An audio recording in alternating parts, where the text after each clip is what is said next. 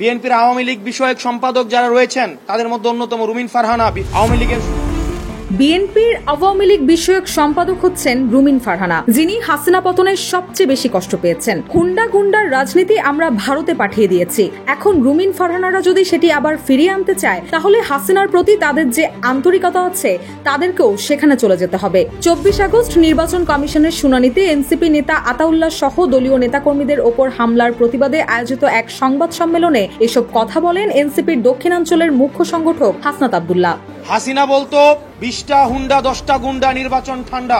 আর আজকে রুমিন ফারহানা, যিনি হাসিনার কাছে ফ্ল্যাটের জন্য আবেদন করেছেন, হাসিনার পতনে সবচেয়ে বেশি, আমার মনে হয় সবচেয়ে বেশি কষ্ট পেয়েছেন, তিনি হচ্ছেন রুমিন ফারহানা। এ সময় হাসনাত বলেন, বাংলাদেশের মানুষ আবার কোনো মঞ্চস্থ নির্বাচনের দিকে যেতে চায় না। তিনি অভিযোগ করে বলেন, বিএনপিতে আওয়ামী বিষয়ক সম্পাদক রয়েছেন অনেকেই, তাদের মধ্যে অন্যতম রুমিন ফারহানা, যারা আওয়ামী লীগের থেকেও বেশি আওয়ামী লীগ।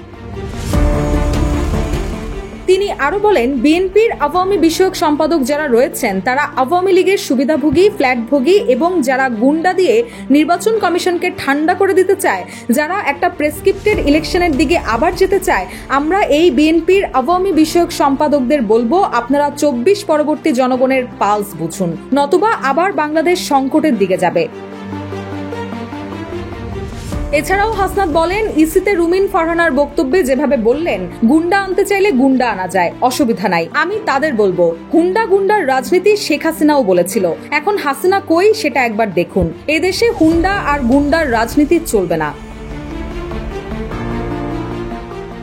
হাসনাত আরো বলেন, আমরা বিশ্বাস করতে চাই বিএনপির এই ফজলু সাহেব, ওনাকে এখনো পর্যন্ত আমরা সম্মান দেখাচ্ছি, কিন্তু উনি যে ধরনের বক্তব্য দিচ্ছেন এবং রুমিন ফারহানা যে ধরনের বক্তব্য দিচ্ছেন, যে ধরনের কার্যক্রম পরিচালনা করছেন, আমরা ধরে নেব এগুলো হচ্ছে বিএনপির হাইকমান্ডের নির্দেশে। আজ নির্বাচন কমিশনে যে ঘটনা ঘটেছে সে বিষয়ে বিএনপি কি অবস্থান নেয় সেটির প্রতিও আমরা নজর রাখব। এ সময় ইসিকে উদ্দেশ্য করে হাসনাত বলেন, যারা কমিশনে আছে তাদের মধ্যে বিভিন্ন পন্থীর লোক রয়েছে, বিএনপি পন্থী, ডানপন্থী, বামপন্থী, অন্যপন্থী।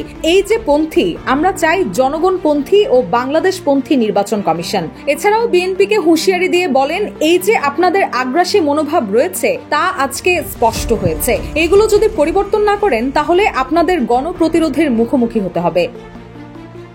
রুশা সুর, নিউজ ডেস্ক, ইত্তেফাক।